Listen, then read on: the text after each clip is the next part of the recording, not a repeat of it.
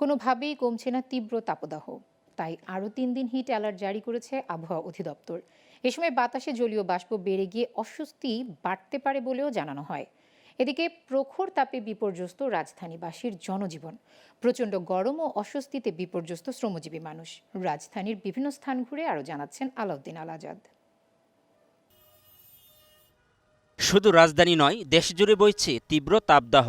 আর বাতাসে আর্দ্রতা বেড়ে যাওয়ায় ব্যবসা গরমে অস্বস্তিতে জনজীবন। কিন্তু জীবিকার তাগিদে এই তীব্র রোদেও কাজ করতে হচ্ছে শ্রমজীবীদের।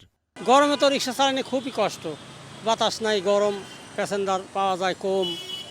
তারপর সবাই অস্থিরতা, আমরাও অস্থিরতা। গরম তো প্রচণ্ড।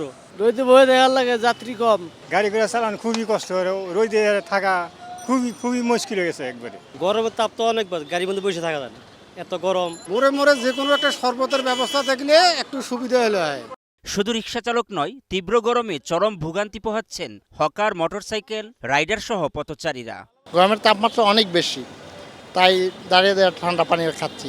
গরমের কারণে খুব অতিষ্ঠ লাগতেছে, তাই কাঁচা আম খাচ্ছি, কাজ কাম করতে পারতেছি না, তাই তো বাইরে এসে দাঁড়ায় আছি। গরমে অবস্থা তো খুব খারাপ, গরমে তো গাড়ি চালাইতে কষ্ট হয়। শপিং মলের সামনে এসির বাতাসে একটু দাঁড়াইছি, খুব ভালো লাগতেছে।